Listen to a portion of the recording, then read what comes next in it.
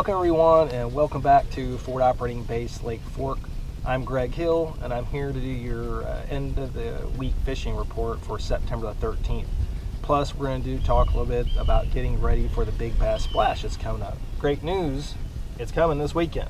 I'm looking forward to it. I'm sorry that I won't be able to fish it, but I know that everyone out here is going to have a great time. Just what a great lake to come out here and catch some nice fish. There'll be a lot of slot fish caught. There's going to be a lot of broken hearts out there. I've had quite a few myself.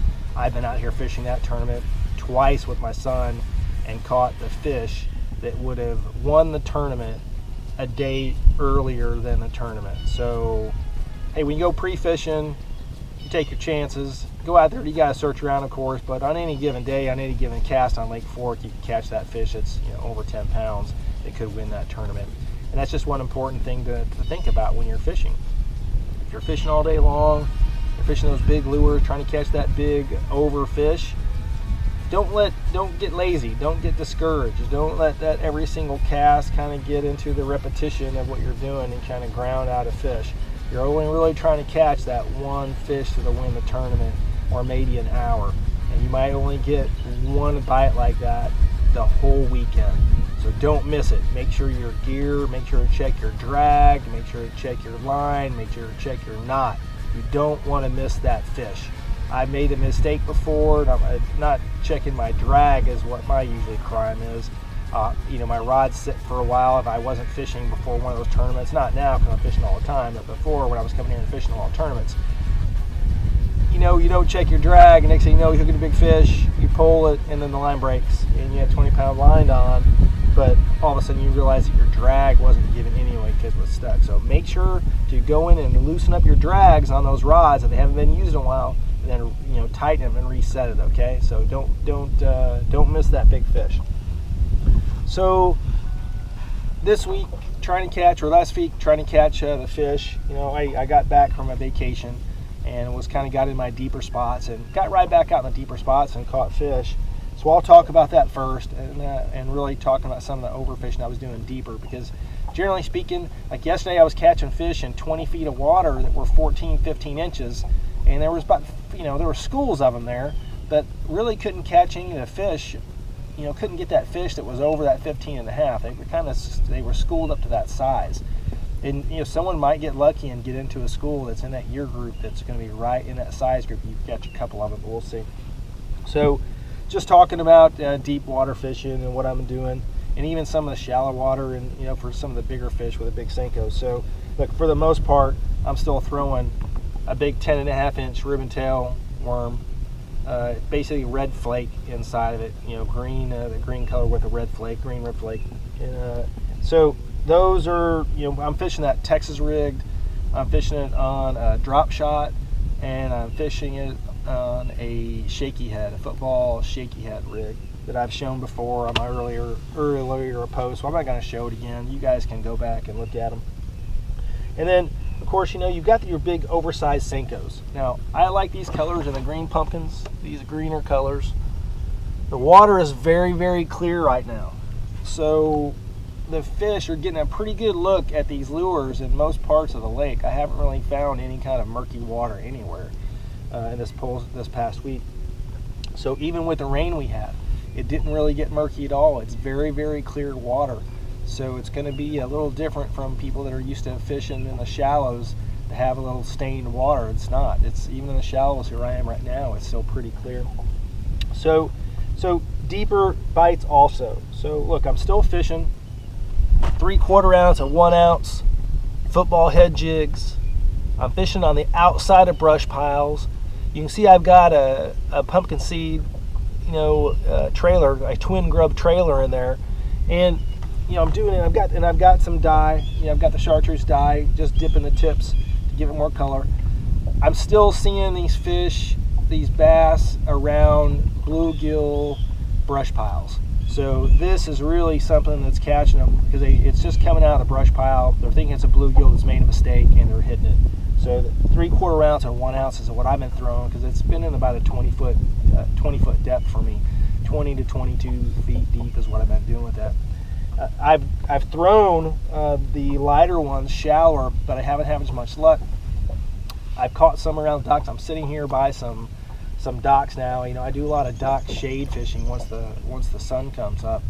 Look, you can take these jigs, just flip them under the docks and work them.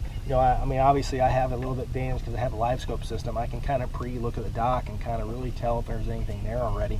But if you don't have it, go out to a line of docks and keep just working it through those dock lines.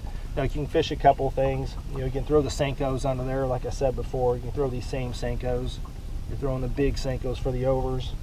And then, look, if you're going for the unders, I've been catching a lot of fish. And my Instagram post this morning, you'll see I fished pretty much exclusively with a little 4-inch Senko. And look, I'm intentionally trying to catch smaller fish, and I did. I didn't catch any big fish this morning throwing the small bait. And I'll go back out to the deeper water and try to do that.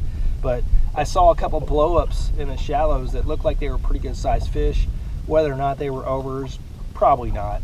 But I still, it was probably slot fish, pretty in a 5 to 6 pound ranges, maybe 7 at the most. But this smaller bait has been working for me in the grass lines in 3 to 4 feet of water. You got to find the grass. You got to find it in 3 to 4 feet of water. Give it some depth into it. Work this little bait across the top. Let it sink down on the edges, and that's where I'm getting bit. And that's how I caught my fish this morning. Of course, I've been going out throwing frogs over the grass in the morning. Just a Spiro popper frog in green color. I've thrown another color. I've thrown a white, the shad color before, but I didn't have as much luck on it. I think the water's just so clear, they're getting a pretty good look at the baits. So the other thing I've been throwing is I've been throwing some crankbaits. I've got, a variance of them. So I've got a square bill, shad color. I've been throwing the chrome with the blue top. Basically, that dab's about 5 feet deep. And I've thrown the larger one also that goes down to 8. I think with the clear water and the sunny day, these chrome reflective colors are going to look better. I'm catching them still on this more matte colored, crake square bill, but it's only in the mornings, for that. I've thrown the same exact bait, a little deeper, the white matte finish. That's diving about 8 to 10 feet deep, the blue back on it, shad color, and working it through the area. So that's one thing that it's been working a little bit later in the day. So I get around 10 o'clock, I go out to where I see a bunch of the shad and bait fish moving around. Now, I will tell you, I saw a huge fish yesterday that, you talk about these big baits. So there was a bass well over 8 pounds that had a bar fish on the surface that was probably 8 to 9 inches long. He probably wounded. It was on the top, fluttering around. And this, you could see, I just watched the bass. I didn't have my camera. I already got a picture of it. But watching this fish, just try to position it to get his mouth on it is all he was doing. The bait fish wasn't putting up much of a struggle, but the bass was just working to get his mouth on it, and he finally did. So I tried to throw a lipless crankbait I had over there real quick, but I didn't get a bite on him.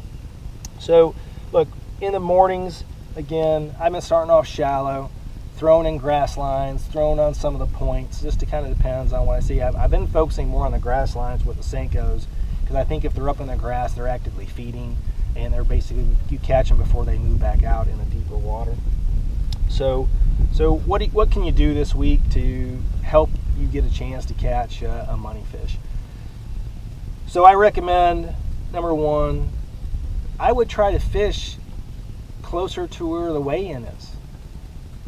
I would try to fish some grass lines that are, pretty close, within at least a 5 to 10 minute boat ride away from the weigh-in for those first hours. You can go out and throw the frogs in the morning. Look, I've thrown some whopper floppers also. I've got some topwater bites on whopper floppers. I just don't have it out. It's just basically the shad colored whopper flopper, and also the bone colored whopper flopper. So, but I haven't been. I've been trying to focus on the Senko fishing. So I haven't been doing as much.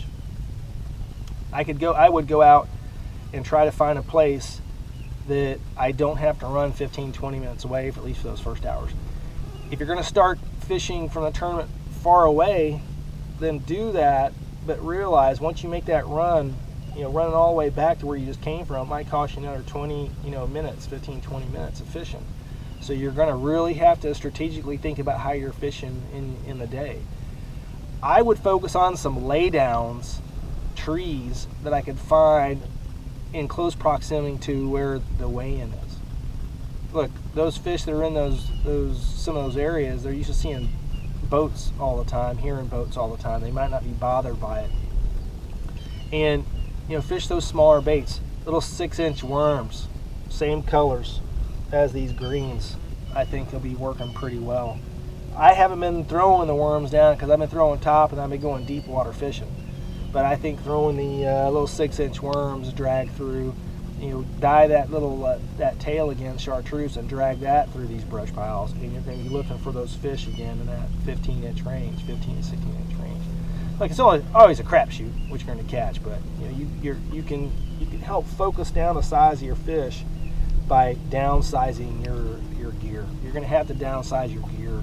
You go around throwing those 10-inch worms and big jigs, you're probably not going to catch your normal money fish. They're being real reluctant to hit that bait.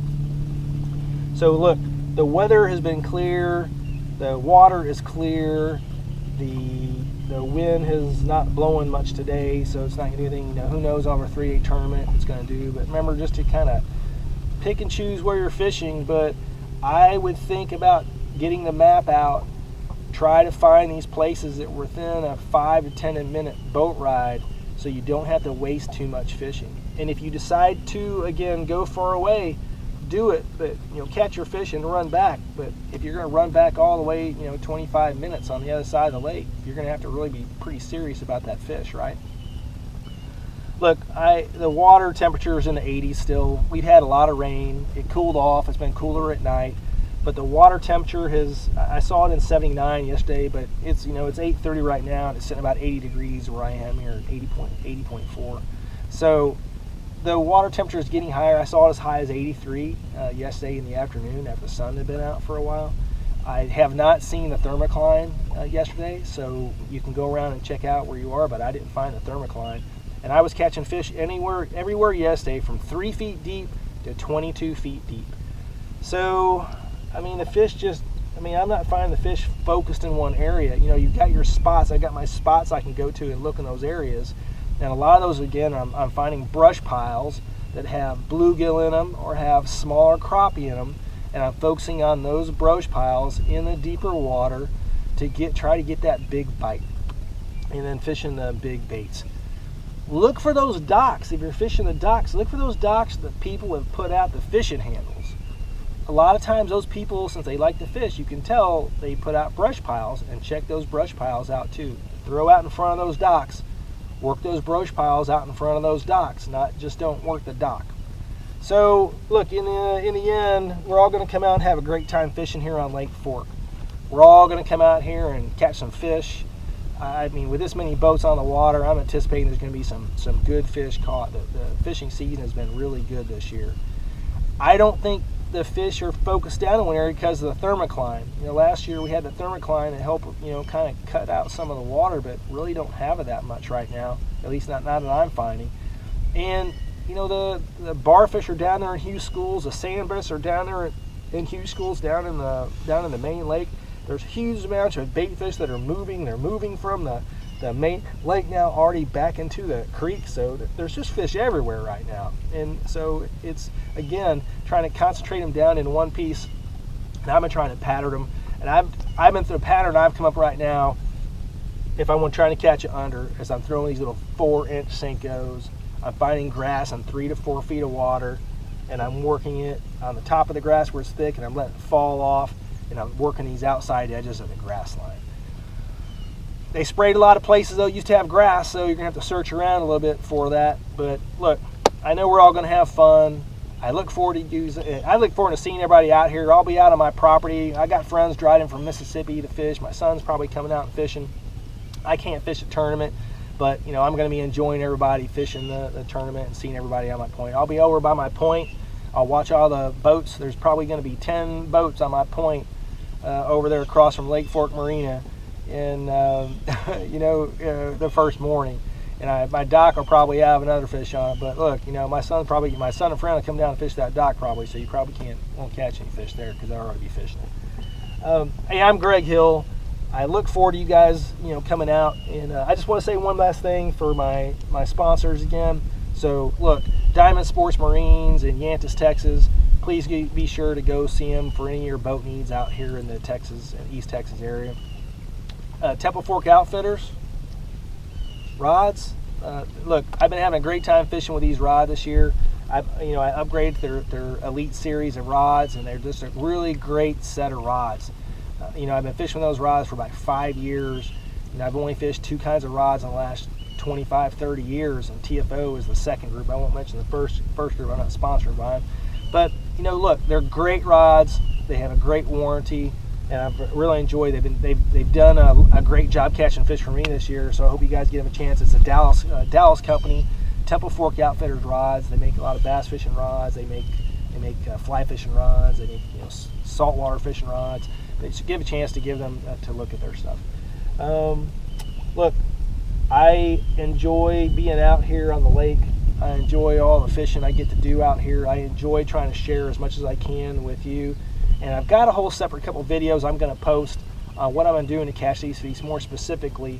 So pay attention to my Instagram, look for my YouTube channel, and I hope you get a chance to get out here and pick up some tip that might help you catch that fish to make you earn a little money, at least pay for your fishing trip out there.